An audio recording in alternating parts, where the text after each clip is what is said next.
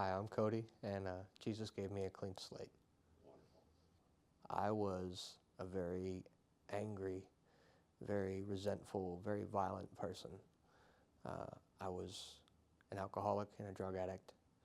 I spent my time bouncing from town to town, from state to state, all over the Southwest, just drunk and high. I stole from people, robbed people. People were afraid of me. Sometimes I thought that was cool. During one of my escapades, my daughter had been taken from me in Missouri back to her mom in West Virginia. So I came here to Ohio to be closer to her. And when I had finally got my stuff together to go and get her, her mom told me that she had been for several weeks already back in Missouri with my parents. So that started a big issue and kind of kicked off some more drinking and stuff. But I met this girl. We fell in love. And she got pregnant. We were having twins. And we were engaged to be married. And I was the happiest I'd ever been. I was seeing a counselor, trying to figure out what was going on with me, trying to get sober. And it was, sometimes I would go all right for a month or two or a few weeks or whatever, and then it would get worse. And then one night I was drinking and driving while door dashing, and I wrecked my car.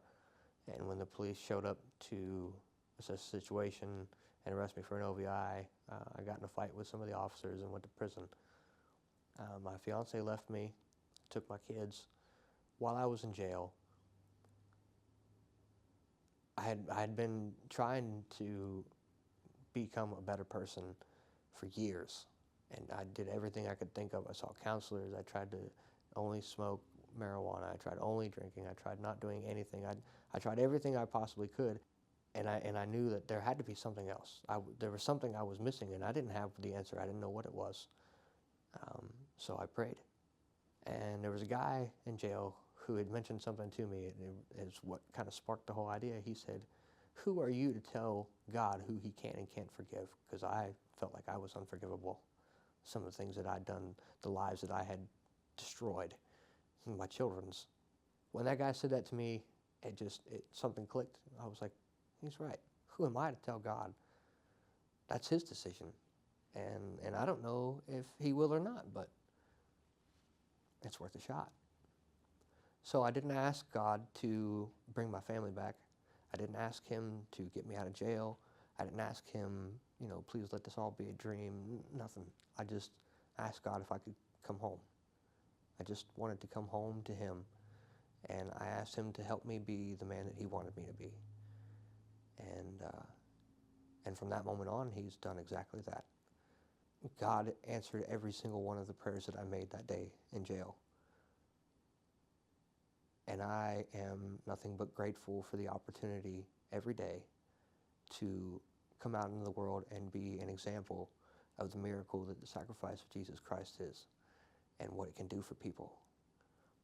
Because if I can go from being one of those people that will grab their kids and walk to the other side of the street, going down the sidewalk to stay away from, to being a person working and volunteering for my church's carnival for children, and children make a point to come back and see me and introduce me to their parents, and their parents trust me to spend time with them, and I get to have little moments like that and be positive influences for those kids, and I get to tell them about Jesus and how much he loves them, because I know for a fact he does.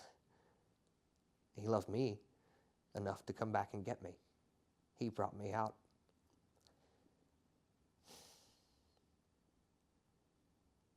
Jesus brought me out of some of the darkest pits this world has ever seen. And I was one of the nastiest, meanest people.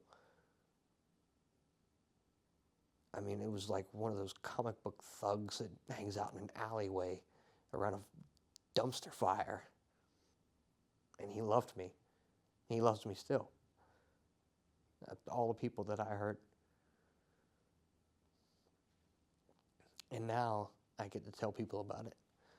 Now I get to help people find that same kind of grace that God showed me